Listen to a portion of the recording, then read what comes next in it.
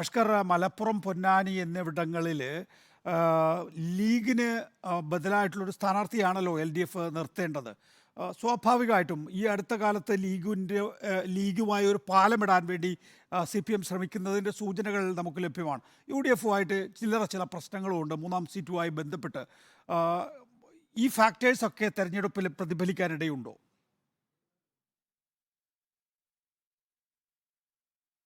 നികേഷ്, തീർച്ചയായും. കാരണം പലപ്പോഴും സ്വതന്ത്രമാരൊക്കെ പരീക്ഷണത്തിന് ഇറക്കിക്കൊണ്ട് സ്വതന്ത്രമാരൊക്കെ രംഗത്തിറക്കിക്കൊണ്ട് വലിയ പോരാട്ടത്തിന് പലപ്പോഴും പൊന്നാനിയിലും മലപ്പുറത്തുമൊക്കെ CPM ശ്രമിക്കാറുണ്ട്. പൊന്നാനിയാണ് ഏറ്റവും കൂടുതൽ ഇത്തരത്തിൽ സ്വതന്ത്ര പരീക്ഷണങ്ങൾക്ക് വേദിയാവാറുള്ളത്. കഴിഞ്ഞ തവണ അടക്കം PV അൻവറും അതുപോലെ തന്നെ അതിന് മുമ്പ് അബ്ദുറഹ്മാൻ ഉൾപ്പെടെയുള്ളവർ തെരഞ്ഞെടുപ്പിന് പൊന്നാനിൽ സ്ഥാനാർത്ഥികളാവുകയും ചെയ്തിരുന്നു.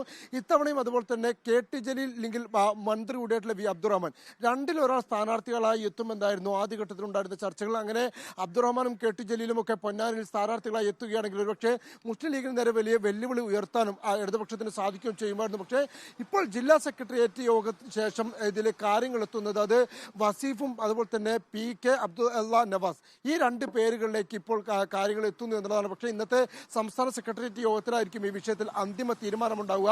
മലപ്പുറത്ത് VP സാനും മലപ്പുറത്തും പൊന്നാനിയിലും അബ്ദുള്ള നവാസ്, VP സാനു, അതുപോലെ തന്നെ അഫ്സൽ, V വസീഫ് ഈ 4 പേരുടെ പേരുകളാണ് പ്രധാനമായും സെക്രട്ടേറിയറ്റിൽ ഉയർന്നത്. ഇതിൽ ആദ്യം തന്നെ സെക്രട്ടേറിയറ്റ് എടുത്തൊരു തീരുമാനം എന്ന് പറയുന്നത് ഇത്തവണ സ്വതന്ത്ര പരീക്ഷണത്തിനപ്പുറത്തേക്ക് പാർട്ടി ചിഹ്നത്തിൽ മത്സരിക്കുന്ന യുവ നേതാക്കൾ ഇത്തവണ തെരഞ്ഞെടുപ്പിൽ മലപ്പുറത്തും പൊന്നാനിയിലും ഉണ്ടാവണമെന്നുള്ള ആവശ്യമാണ് സെക്രട്ടേറിയറ്റിൽ ഏകകണ്ഠേന ഉയർന്നത്. ഈ ആവശ്യം സംസ്ഥാന നേതൃത്വത്തെ അറിയിക്കുകയും ചെയ്യും.